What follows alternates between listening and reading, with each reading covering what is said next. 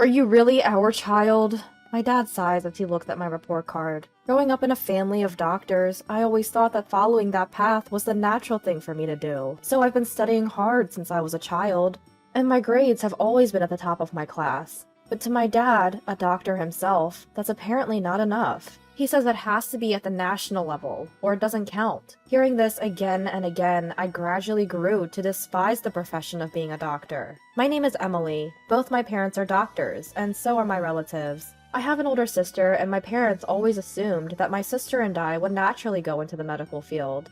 My sister Jessica has always been exceptional and has been the favorite of our parents. Everyone thought Jessica would become a doctor, and she became one without any setbacks. I think that's impressive. But Jessica always got whatever she wanted, and she was praised, even for the smallest things. She was so indulged that I was envious. I was always being compared to Jessica, and I was always told that I wasn't good enough. Even though Jessica is 5 years older than me, the fact that I couldn't do what Jessica could do was treated like a failure on my part, when it should have been expected.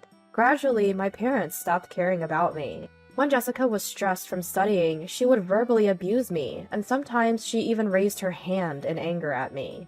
But I never told anyone, knowing that my parents wouldn't believe me. I went to a college preparatory school, but I have no intention of going to college. After constant verbal abuse, I left home. I was already working part-time, planning for this, and I had enough money to get by, for now. When I graduated from high school, I found a live-in job at a hotel in a tourist area, and they took me in. I needed my parents' consent because I was still a minor, but they wrote the consent form without a word. They probably just wanted me to leave, the failure that I was, as soon as possible. I hadn't contacted my family for over 6 months since leaving home, and I hadn't heard from them either. But as the end of the year approached, I got a call from Daddy. Come home for the New Year's celebration. The relatives are gathering, and you'll be the host. Daddy said just that and hung up without waiting for my response. At home, it's a tradition for relatives to gather for a feast every New Year's. Since the relatives are all doctors, it's always been a painful experience for me. And of course, I always end up doing the odd jobs. I'm responsible for everything, from cleaning the day before to preparing food, drinks, baths, and futons for the relatives who stay over.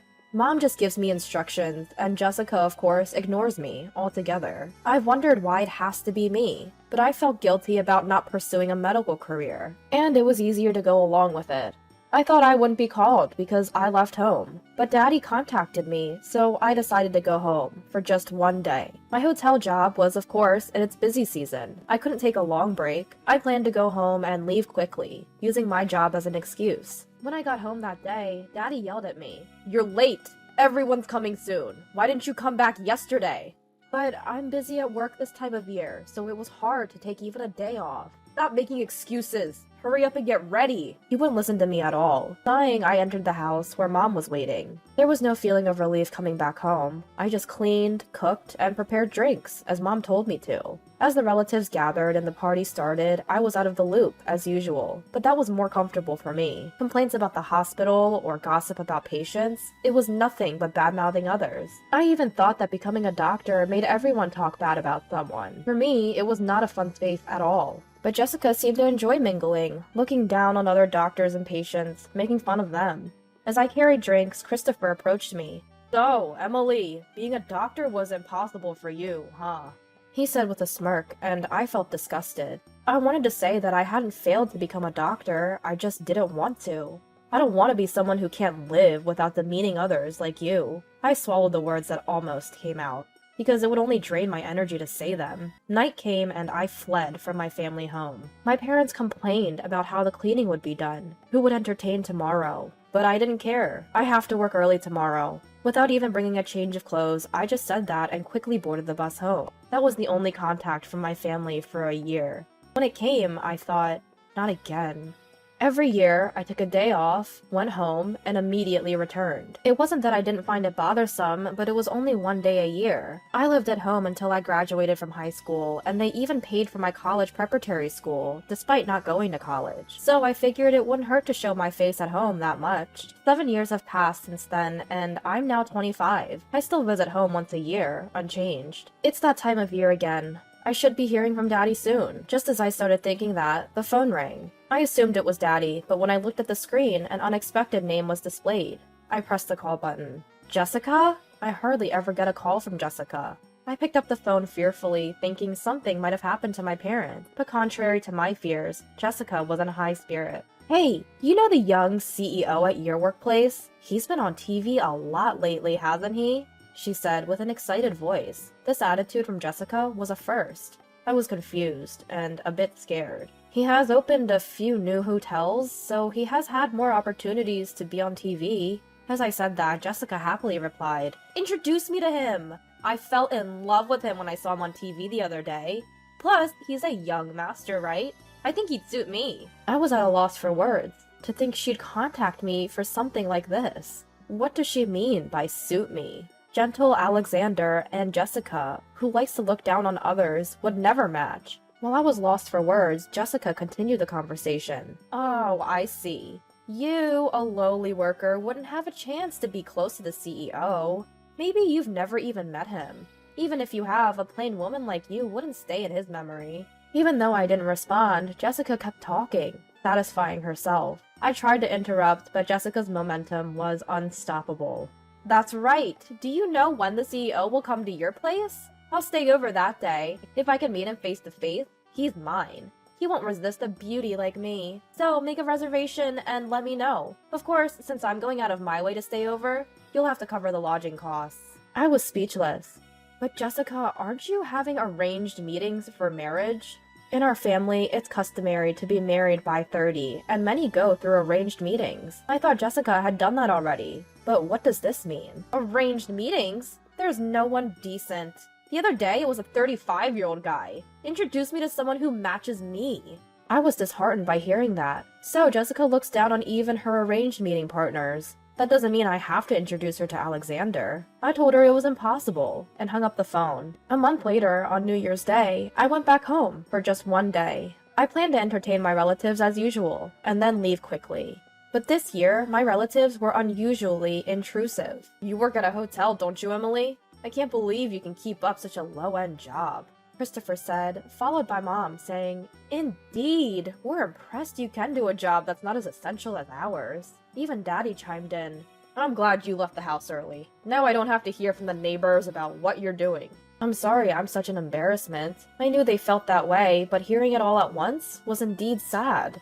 As I was disheartened, Jessica said, laughing, "You don't have any redeeming qualities, so you'll be alone forever, right? What will you do?" Her words made my sadness disappear. I wanted to give it right back to her. I had finally released the emotions I'd been holding back against Jessica. "Jessica, you're 30, aren't you? You're 5 years older than me. What are you going to do? If you keep having such high expectations, you'll be left behind." I blurted out those words, and Daddy was furious. "How dare you say that about Jessica? Apologize, now!" My parents were always on Jessica's side. Jessica was their only darling. If that's the case, I wish they would live as a family of 3, forever. I sighed, ignoring Daddy's rage. That seemed to make Daddy even angrier. "What's with that attitude? Who do you think raised you this far?" Mom was nodding beside Daddy. The relatives were the same. It was the consensus of all the relatives. I felt completely fed up with that thought. But before I could open my mouth, Daddy yelled, "You, a failure like you, are ashamed of our family. Get out, now!" The expression on his face was clearly mocking me. I took a deep breath and opened my mouth. "I won't be coming here anymore after this year." I said that, picked up my belongings, and headed for the entrance. "Thank you for everything, up to now." Then I heard the sound of a car outside. When I opened the door with my shoes on, a luxury car was parked there. My parents and Jessica had noticed the car's sound and came out. A man was getting out of the driver's seat. Jessica was the first to recognize the person. "You, President?" It was Alexander, the president of my company, the person Jessica had asked me to introduce before. Alexander bowed and began to walk toward the entrance. Jessica said excitedly, "Emily, could it be that you—" It seemed like she wanted to say, "Are you going to introduce him?" I laughed. "Sorry to keep you waiting, I was just leaving," I said to Alexander, and he also smiled. Thought it was about time, so I came to pick you up. Our conversation left my parents and Jessica in a state of shock. Behind them, I could see the faces of the relatives who had come out to see what was happening. Daddy was staring at Alexander, dumbfounded. Alexander walked up to Daddy. I apologized for my late greeting. Following that, I leaned close to Alexander and said, "He's my fiancé. We're getting married next month." Huh? Was that Jessica's voice, my parents' voice, or both? I said with a laugh. But I have no intention of inviting you to the wedding. I have no lingering attachment to this house, so I don't think I'll be coming back. It seems this wasn't the place for me to return to, after all.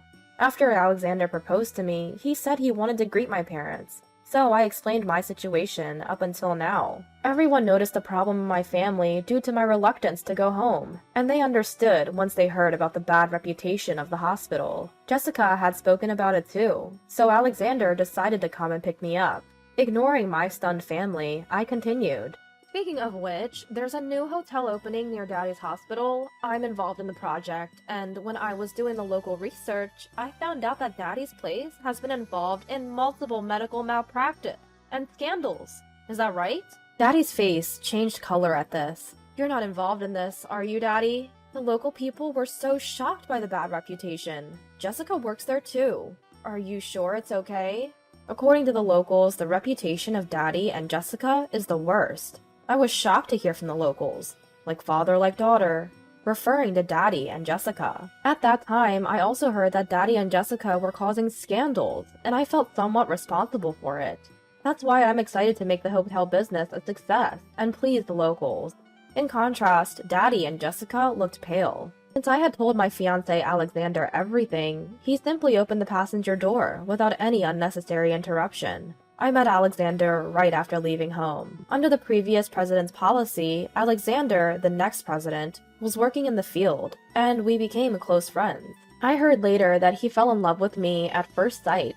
Unlike before, where I was constantly denied, the more I worked hard, the more I was appreciated. I worked hard because I enjoyed it. He seemed to like that attitude too. Alexander took over as president after the previous one fell ill and proposed to me about 6 months ago.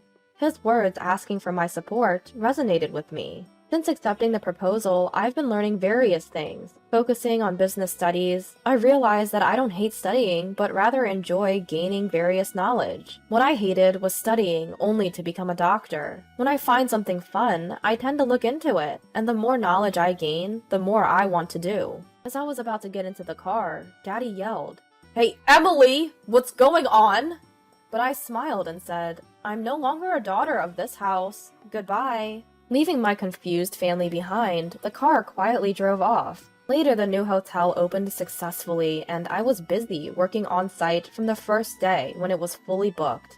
Then my parents and Jessica came. Daddy, who spotted me, called out, "We came to see what kind of work you're doing, and to stay over. Prepare the room, quickly." I wanted to ask what nerve he had, but I was too busy managing the site. Seeing this, Alexander rushed over to send my family away, but they stubbornly caused a commotion in the lobby. Since I wasn't getting anywhere, I had the security guard step in. Then a woman named Olivia, who came into the lobby afterward, exclaimed, "Oh, it's you, the teacher." I later heard that she's a nurse at Daddy's hospital, and she doesn't think highly of Daddy and Jessica due to their arrogant attitudes. Seeing Daddy being escorted by the security guard, she seemingly found it amusing and shared it as a funny story at work. Olivia, it turns out, is a neighbor and friend to the front desk staff, and one of them told me about it. Naturally, the rumor spread throughout the hospital, causing Daddy and Jessica some embarrassment. As for Mom, she used to work at the same hospital, but has since retired.